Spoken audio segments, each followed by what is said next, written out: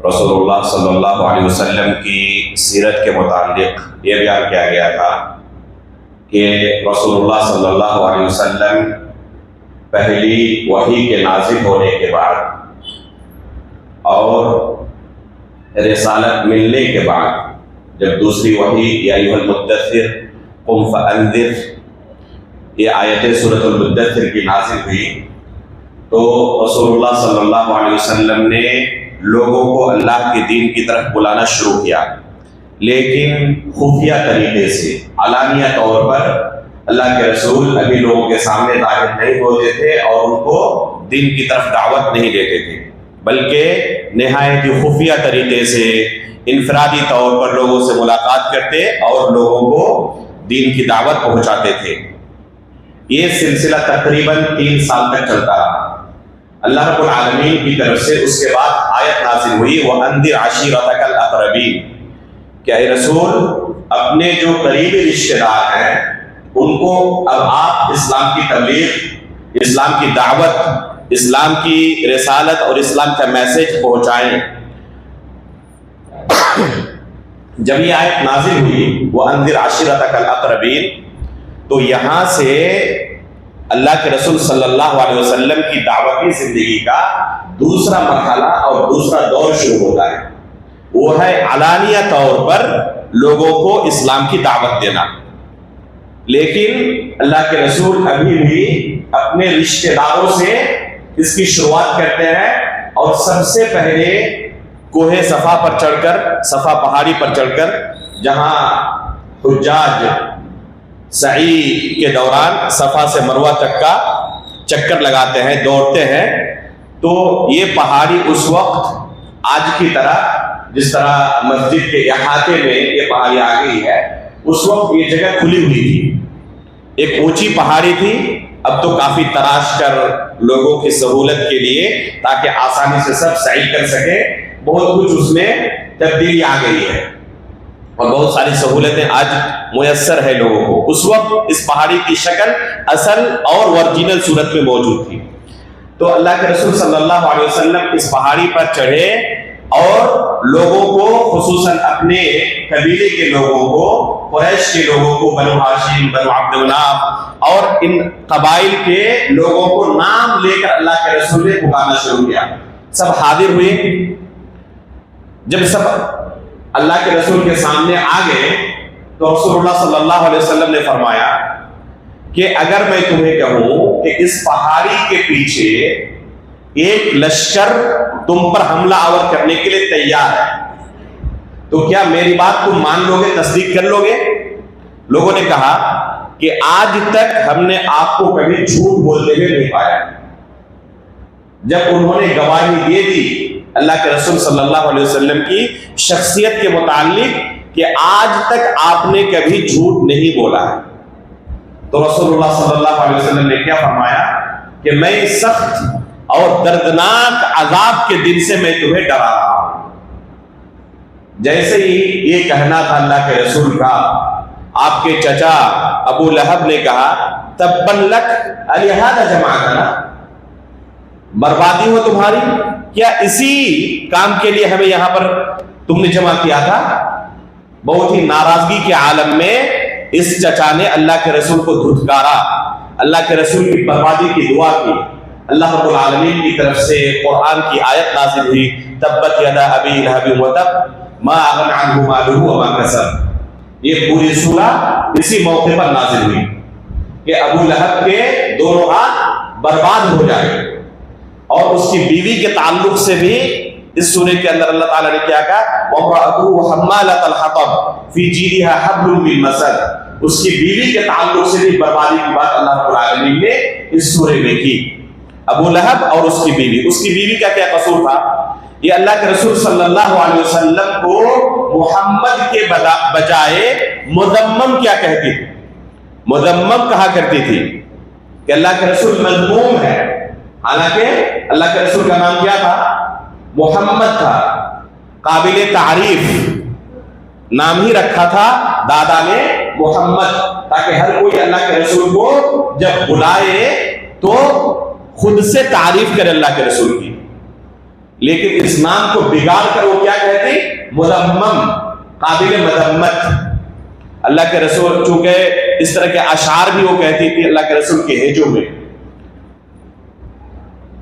اللہ کے رسول صلی اللہ علیہ وسلم سے کسی نے کہا کہ اس طرح وہ آپ کو مذمم کہہ رہی ہے، تو اللہ کے رسول نے جواب میں کہا کہ میرا نام تو محمد ہے، وہ کسی دوسرے کو مراد لیے ہوگی، میں تو محمد ہوں، میں تو مذمم نہیں ہوں، تو یہ جو ہجوں کے اشعار ہے وہ کسی دوسرے کے لیے ہے، میرے لیے نہیں ہے۔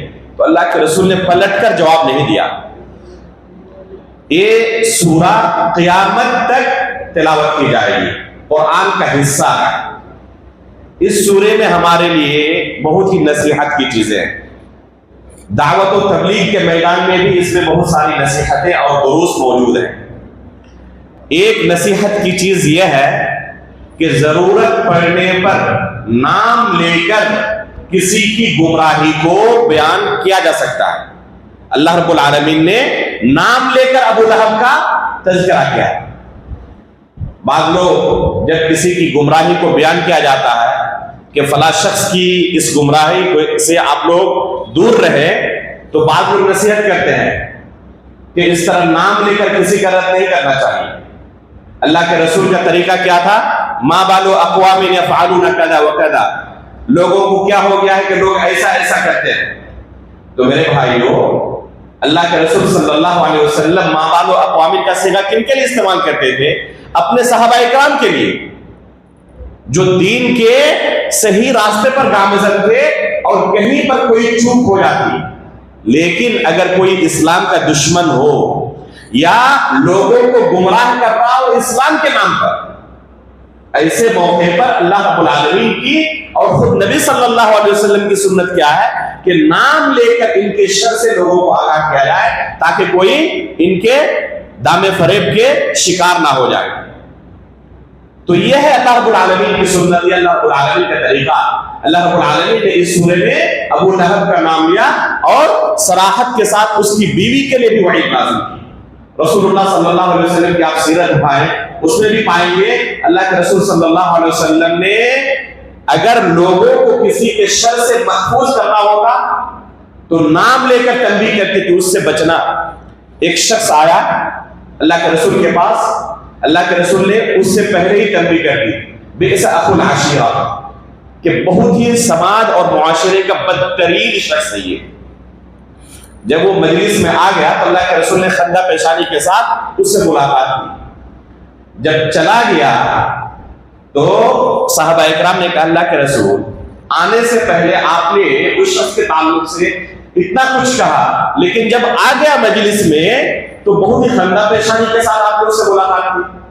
بعض لوگ کیا کہتے ہیں، اس طرح کی چیز کو منافقت کہتے ہیں کہ دیکھو پہلے تو بہت ان کے تعلق سے برائی کر رہے تھے، لیکن جب سامنے ملاقات ہوئی تو بہت ہنس ہنس کے بات کر رہے تھے۔ تو اللہ کے رسول نے کیا جواب دیا کہ کبھی تم نے مجھے پایا ہے کہ کسی کے ساتھ برے سلوک کے ساتھ میں پیش آیا ہو؟ تو یہاں پر اللہ کے رسول نے دو چیز کی تلقین کی ہے، دو درس دیا ہے۔ ایک کہ اگر کسی کے اندر کوئی ایسی برائی ہو جس سے سماج اور معاشرے کے اندر لوگ اس کی برائی سے متاثر ہو سکتے ہو، گمراہ ہو سکتے ہو، تو نام لے کر ایسے شخص کی برائی سے لوگوں کو تنبیہ کرنا، آگاہ کرنا ضروری ہے۔ دوسری چیز کہ جہاں تک تعامل کی بات ہے، اخلاق اور کیریکٹر کی بات ہے، اس کے ساتھ ملاقات کی اور دنیا کے معاملات کی بات ہے، تو ایسے لوگ بھی آپ کے حسن سلوک کے حقدار ہیں۔ ایسے لوگوں کے ساتھ بھی ملاقات کے وقت، تعامل کے وقت بہترین طریقے سے پیش آیا جائے گا، برا سلوک نہیں کیا جائے گا، البتہ ان کے اندر جو دینی برائی ہے اس سے لوگوں کو آگاہ کیا جائے گا۔ تو اللہ رب العالمین نے یہ سورہ نازل کی، تبت یدا ابی لہب وتب۔ اس کے بعد جب اللہ کے رسول صلی اللہ علیہ وسلم نے اس طرح علن اعلان لوگوں کے سامنے اللہ رب العالمین کے پیغام کو پہنچانا شروع کیا، تو اب یہیں سے کھلم کھلا لوگوں کی دشمنی شروع ہوئی اللہ کے رسول کے ساتھ۔ اس سے پہلے بیان کیا جا چکا کہ خانہ کعبہ کے اندر مشرکین بھی آتے تھے اور وہ بھی اپنے معبودوں کی عبادت میں مشغول رہتے تھے، شرک کرتے تھے خانہ کعبہ کے اندر۔ رسول اللہ صلی اللہ علیہ وسلم بھی آتے خانہ کعبہ میں اور نماز ادا کرتے تھے، لیکن جب اللہ کے رسول نے اس طرح علل اعلان دعوت و تبلیغ شروع کی تو سب آپ کے دشمن ہو گئے۔ قریش کے لوگ خصوصی طور پر جو اپنے قریبی تھے یہ سب سے بڑے دشمن بن گئے۔ چنانچہ اللہ کے رسول کے لیے خانہ کعبہ کے اندر نماز پڑھنا انہوں نے دشوار کو نہ بنا دیا۔ چنانچہ اللہ کے رسول صلی اللہ علیہ وسلم ایک مرتبہ خانہ کعبہ کے اندر نماز پڑھ رہے تھے اور قریش کے یہ سردار خانہ کعبہ کے صحن میں موجود تھے۔ انہوں نے اللہ کے رسول کے خلاف سازش کرنی شروع کی۔ ابو جہل نے کہا کہ فلاں جگہ آج ایک اونٹنی ذبح ہوئی ہے، کیا تم میں سے کوئی جا سکتا ہے اور اس اونٹنی کا خون اور گوبر اور اوجھلی وغیرہ لا کر محمد کے اوپر ڈال سکتا ہے؟ نعوذ باللہ من ذالک۔ عقبہ بن ابی معیط اٹھا اور جا کے اس اوجھلی کو لا کر اللہ کے رسول صلی اللہ علیہ وسلم جیسے ہی سجدے میں گئے، اللہ کے رسول کے پیٹھ پر اور سر کے اوپر جا کر رکھ دیا۔ اتنا وزنی تھا کہ اللہ کے رسول کے لیے اٹھنا ممکن نہیں ہوا۔ اسی حالت میں کافی دیر تک اللہ کے رسول رہے، یہاں تک کہ کسی نے آپ کی بیٹی فاطمہ کو جا کر خبر دی کہ آپ کے والد اس طرح خانہ کعبہ میں پڑے ہوئے ہیں۔ فاطمہ رضی اللہ تعالیٰ عنہ آتی ہیں اور اللہ کے رسول کے سر سے اس اوجھلی کو ہٹاتی ہیں اور قریش کے لوگوں کو برا بھلا کہتی ہیں۔ اللہ کے رسول صلی اللہ علیہ وسلم نماز سے فارغ ہونے کے بعد ایک ایک کر کے ان کے لیے بددعائیں کرنا شروع کرتے ہیں۔ چنانچہ صحیح حدیث کے اندر جو اللہ کے رسول صلی اللہ علیہ وسلم کی بددعا ہے وہ بددعا سنیں اللہ کے رسول نے اس موقع پر کیا کہا تھا۔ اللہ کے رسول نے فرمایا اللہم علیک بعمر بن ہشام وعتبہ بن ربیعہ وشیبہ بن ربیعہ والولید بن عتبہ وامیہ بن خلف وعقبہ بن ابی معیط، یہی عقبہ بن ابی معیط تھا جو لایا تھا، وعمارۃ بن الولید۔ عبداللہ بن مسعود رضی اللہ تعالیٰ عنہ اس حدیث کے راوی ہیں اور یہ حدیث صحیح بخاری کے اندر موجود ہے، ایک دم صحیح ترین حدیث۔ عبداللہ بن مسعود رضی اللہ تعالیٰ عنہ فرماتے ہیں کہ جن لوگوں کا نام اللہ کے رسول نے لیا تھا یہاں پر، واللہ لقد رأیتهم سرعا یوم بدر ثم سحبوا الی القلیب، یہ تمام کے تمام لوگ جن کا نام اللہ کے رسول نے یہاں پر لیا تھا، اللہ رب العالمین نے اللہ کے رسول کی دعا قبول کر لی۔ لیکن دعا قبول کرنے کا معنی ہم لوگ کیا سمجھتے ہیں؟ جیسے میں نے دعا کی فوراً اللہ کی طرف سے پکڑ آ جائے، ہم یہی سمجھتے ہیں نا۔ یہ اللہ کے رسول ہیں اور دشمنوں کی طرف سے اس قدر اللہ کے رسول کو تکلیف دی جا رہی ہے۔ اللہ کے رسول کی یہ دعا اللہ تعالیٰ نے قبول کی، لیکن اس کا اثر کب ظاہر ہوا؟ بدر کے دن، جنگ بدر میں اس کا اثر ظاہر ہوا۔ کتنے سال کے بعد؟ یہاں ہمیں کیا درس ملتا ہے کہ دعا کرنے کے بعد ہمیں صبر کا دامن نہیں چھوڑنا چاہیے۔ اللہ رب العالمین بہتر جانتا ہے کہ آپ کی دعا کب قبول کرے، کس صورت میں قبول کرے، اس لیے ہمارا کام ہے دعا کرنا۔ اللہ رب العالمین کے سامنے اللہ کے رسول نے جھولی پھیلائی اور ان تمام لوگوں کے لیے بددعا کی کہ اللہ کے ان دشمنوں کو تو پکڑ لے، اپنے دشمنوں کو تم پکڑ لے۔ عبداللہ بن مسعود رضی اللہ تعالیٰ عنہ فرماتے ہیں کہ جنگ بدر کے دن میں نے دیکھا یہ تمام لوگ میدان بدر میں جنگ ختم ہونے کے بعد قتل شدہ پڑے ہوئے تھے، مقتول کی حالت میں سب میدان جنگ میں پڑے ہوئے تھے بدر کے آگے، اور پھر سب کو گھسیٹ کر بدر کے کنویں میں ڈال دیا گیا۔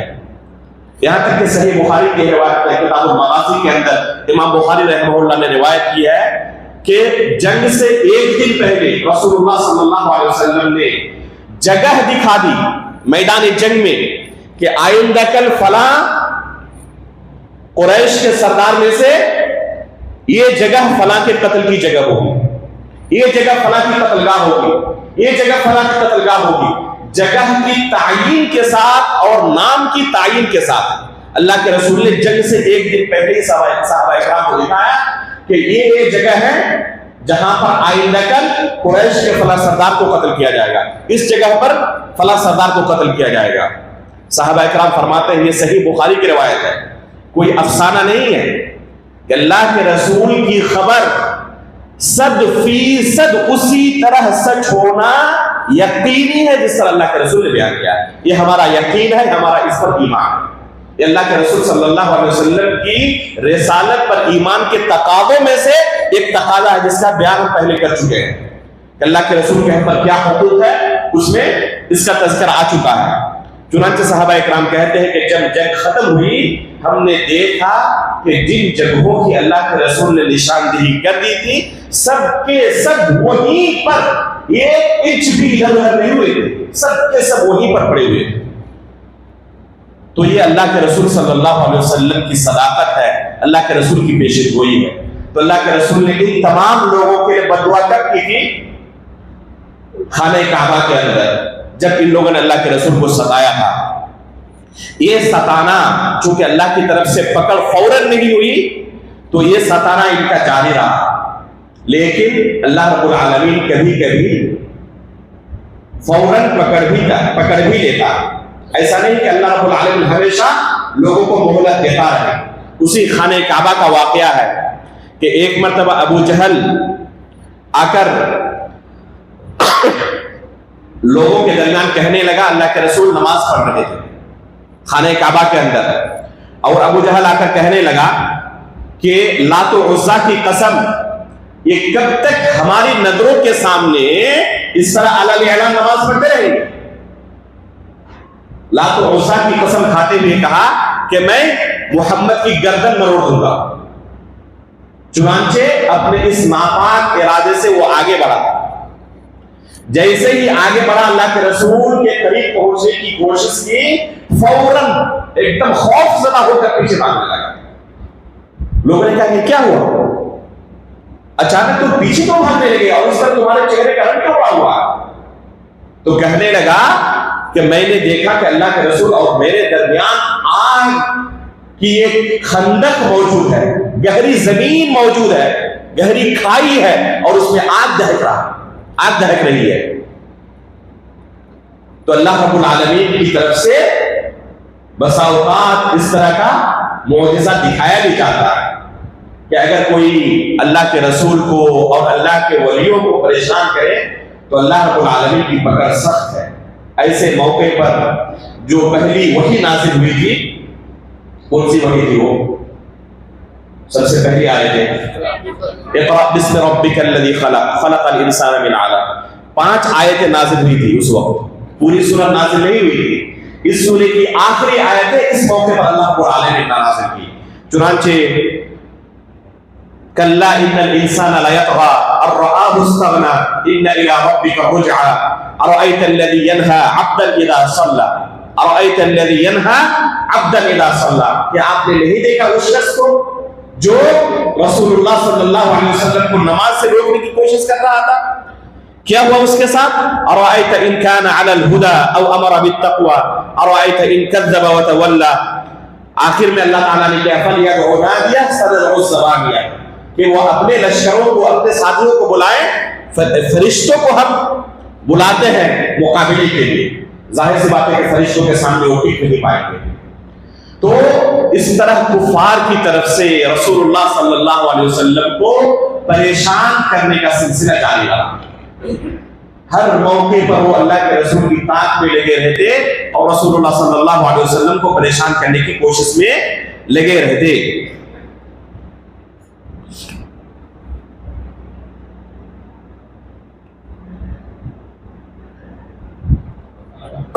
اسی طرح کا ایک واقعہ یہی عقبہ بن ابی معیط جو رسول اللہ صلی اللہ علیہ وسلم کو کیا کر رہا تھا، وہ اونٹ کی اوجھنی لا کر اللہ کے رسول کے سر پر ڈالا تھا۔ اسی طرح خانہ کعبہ کے اندر ایک مرتبہ اس خبیث اور مردود نے کیا کیا، اللہ کے رسول صلی اللہ علیہ وسلم کا گریبان پکڑ لیا اور گلا گھونٹنے کی کوشش کرنے لگا۔ گریبان پکڑ کر پھر گلا گھونٹنے کی کوشش کرنے لگا، اور اس موقع پر ابو بکر صدیق رضی اللہ تعالی عنہ پہنچ گئے وہاں پر، اور پھر انہوں نے اللہ کے رسول صلی اللہ علیہ وسلم کو اس خبیث کے چنگل سے چھڑایا۔ اس موقع پر اللہ رب العالمین کی طرف سے آیتیں نازل ہوئی اتقتلون رجلا ان یقول ربی اللہ وقد جاءکم بالبینات من ربکم، کیا تم ایسے شخص کو قتل کرنا چاہتے ہو جو صرف یہ دعوت دیتا ہے، جس کا جرم فقط اور فقط یہ ہے، یہ دعوت دے رہا ہے کہ میرا رب کیا ہے، میرا پروردگار اللہ ہے، صرف اس جرم کی بنا پر تو ایک شخص کو قتل کرنے کے در پہ اللہ رب العالمین نے یہ آیتیں نازل کی۔ عبداللہ بن عمرو بن عاص رضی اللہ تعالیٰ عنہ یہ قصہ اپنے والد سے نقل کرتے ہیں، اور ان کے والد وہاں پر موجود ہے، عینی شاہد تھے۔ اس عقبہ بن ابی معیط کا حشر کیا ہوا؟ میدان بدر میں رسول اللہ صلی اللہ علیہ وسلم نے پہلے ہی خبر کر دی تھی کہ اسے قتل کیا جائے گا، چنانچہ میدان بدر میں اسے قتل کیا گیا۔ اس کے قتل کا قصہ اس خبیث کے جنہوں نے اللہ کے رسول کے سر پر بوجھ بھی ڈالی تھی اور ایک مرتبہ اللہ کے رسول کا گلا گھونٹنے کی کوشش کی، اس کے قتل کا قصہ صحیح بخاری کے اندر امام بخاری رحمہ اللہ نے باب غزوۃ بدر کے اندر غزوہ بدر کا قصہ ذکر کرتے ہوئے تفصیل کے ساتھ بیان کیا ہے۔ صحیح بخاری کے اندر تقریباً یہ حدیث ایک صفحے سے اوپر کی ہے، تقریباً 1.5-2 صفحے کی حدیث ہے کہ کیسے اس خبیث کو قتل کیا گیا۔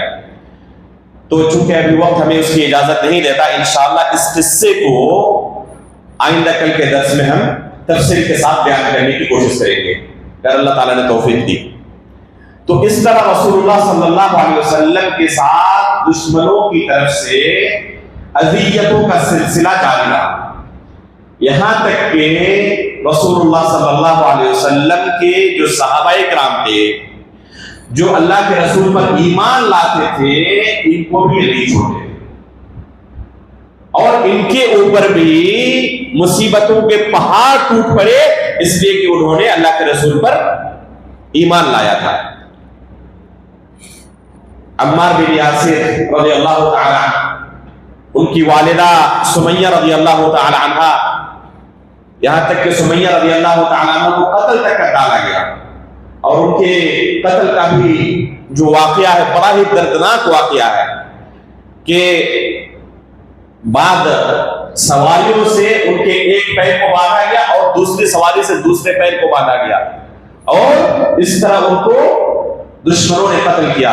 اللہ کے رسول صلی اللہ علیہ وسلم گزر رہے تھے، دیکھا کہ اس طرح ان کو تکلیفیں دی جا رہی ہیں، کہا صبر علی یاسر فإن موعدکم الجنہ، کہ یاسر کے گھرانے والے صبر کرو، تمہارا ٹھکانہ جنت ہے، میں جنت تمہارے لیے دیکھ رہا ہوں۔ صحابہ اکرام نے ان تمام مصیبتوں کو جھیلا ہے۔ یہ جو دین ہم تک پہنچا ہے یہ آسانی سے نہیں پہنچا ہے، یہ دین مصیبتوں کے بعد جنہیں حاصل ہوتا ہے انہیں اس دین کی قدر معلوم ہوتی ہے، اور جو چیز آسانی سے مل جائے انسان کو اس کی قدر محسوس نہیں ہوتی، اس کی نعمت محسوس نہیں ہوتی ہے کہ کس نعمت کے اندر ہم ہیں۔ جو اس مصیبت کو جھیل رہے ہیں، اس مصیبت کو جھیل کر اس دین کو جس نے حاصل کیا ہے اور دوسروں تک پہنچائے، وہ اس دین کی قدر جانتے ہیں۔ ایک واقعہ بیان کر کے وقت ہو رہا ہے، آج کا درس ختم کروں گا۔ خانہ کعبہ کے اندر ایک شخص آیا تھا کسی ایسے ملک سے جس ملک میں مسلمانوں کی حالت انتہائی نازک ہے، طرح طرح کی مصیبتوں سے ان کو روزانہ ہر گھڑی جوجھنا پڑتا ہے۔ فجر کے بعد یہ شخص خانہ کعبہ میں 2 رکعت جو فجر کی سنتیں ہیں ادا کرنے کے لیے کھڑا ہوا اور کافی لمبی نماز پڑھا۔ ان 2 رکعتوں کے بارے میں سنت کیا ہے کہ مختصر اللہ کے رسول پڑھتے تھے، بہت ہی مختصر قرات کرتے تھے، یہاں تک کہ بعض صحابہ اکرام کو یہ بھی شبہ ہونے لگتا کہ کہیں سورہ فاتحہ آپ نے پڑھی یا نہیں پڑھی ہے۔ جب یہ شخص نماز سے فارغ ہوا تو ایک شیخ نے کہا مسئلہ سمجھاتے ہوئے کہ فجر کی جو 2 رکعتیں ہیں سنت یہ ہے کہ انہیں مختصر پڑھا جائے، انہیں لمبا نہ پڑھا جائے۔ تو وہ شخص کہنے لگا کہ ایک زمانے کے بعد اس طرح اطمینان سے میں 2 رکعت نماز پڑھ پایا ہوں۔ جس ملک میں رہتا ہوں 2 رکعت نماز پڑھنے کے لیے ترس جاتا ہوں، جلدی سے کہیں کسی کونے میں لوگ کی نظر سے چھپ کر نماز پڑھنی پڑتی ہے۔ ایک لمبی مدت کے بعد اس طرح اطمینان سے یہ 2 رکعت پڑھ پایا ہوں، اس لیے میں نے اس طرح لمبی نماز پڑھی۔ تو شیخ صاحب رونے لگے کہ یہ نعمت ہم روزانہ حاصل کرتے ہیں لیکن ہمیں اس کی قدر محسوس نہیں ہوتی، لیکن اس نعمت سے جو لوگ ترستے ہیں انہیں پتا ہے کہ یہ اللہ کی کتنی بڑی نعمت ہے جو ہمیں حاصل ہوئی ہے۔ تو یہ جو اسلام ہم تک پہنچا ہے ہمارے سلف صالحین کی، صحابہ اور تابعین کی قربانیوں کے نتیجے میں یہ اسلام ہم تک پہنچا۔ اللہ رب العالمین اس نعمت کی قدر کرنے کے ہمیں توفیق عطا فرمائے، اس کو آخری سانس تک ہم اپنے ساتھ باقی رہ سکے اور اسلام پر ہماری وفات کو اللہ رب العالمین اس کی ہمیں توفیق عطا فرمائے۔ آمین تقبل رب العالمین وصلی اللہ علی نبینا محمد۔